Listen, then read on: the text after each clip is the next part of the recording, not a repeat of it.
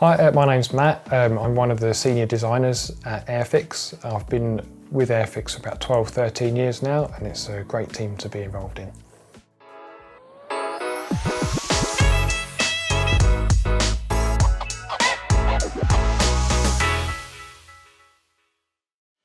So I was the product designer that worked on the new 1 to 43rd car sets. So that included finding the shapes and then breaking that down into the individual parts that are moulded in the kit. It was a really nice project to be involved in because it's specifically aimed at beginners. It was sort of looking at projects with a sort of fresh set of eyes, finding ways to make the kits easier to build, but at the same time making something that appeals to more experienced modelers that might be returning to the hobby. So the new range of starter set cars will include a Bugatti Chiron, which is one of the fastest production road cars in the world. We've got the Pagani Huayra, which is a sort of real Italian thoroughbred, and then the Jaguar E-Type, which is a sort of quintessential sort of classic British sports car.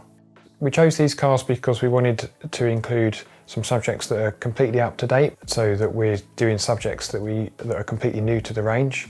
But we wanted to include the Jaguar because it is such a sort of perennial bestseller. We wanted to keep it in the range and appeal to a wider market.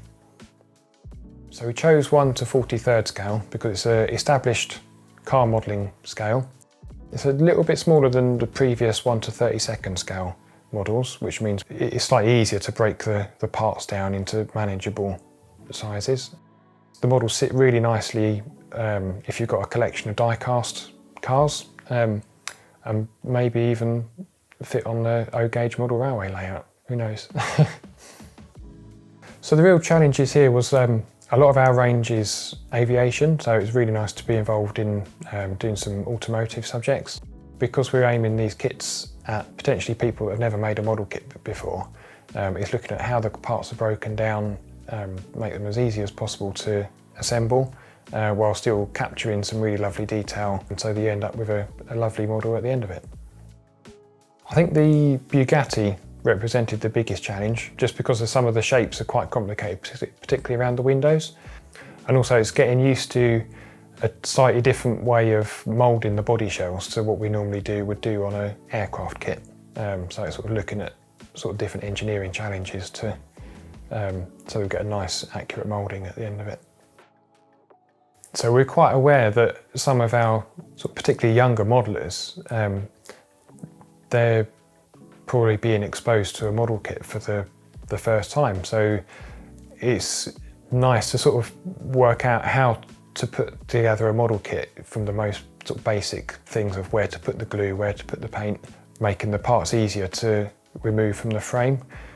So we've done a lot of work on the instructions to make it easier to follow, so you get a clear diagram of where the parts can be found on the frame. We're putting little symbols in to show you exactly where to apply glue, what order to paint things in, and hopefully that will sort of guide newcomers into the hobby in the most stress-free way possible. They're not massively different to a traditional Airfix kit. We've actually gone back to what we call a tree sprue, which is what you might find in say a vintage classic kit, simply because it can be easier to sort of remove the parts from a sprue. You might not need tools.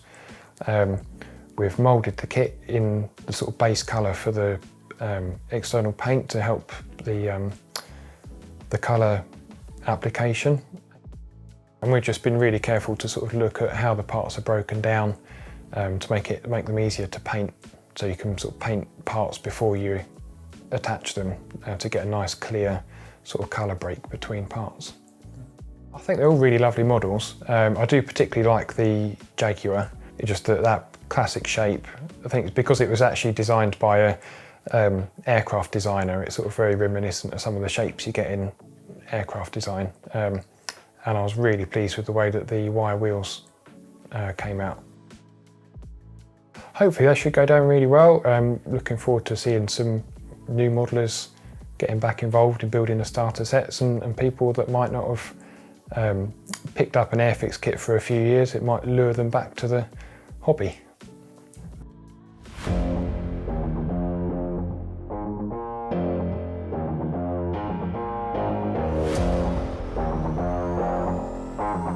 you.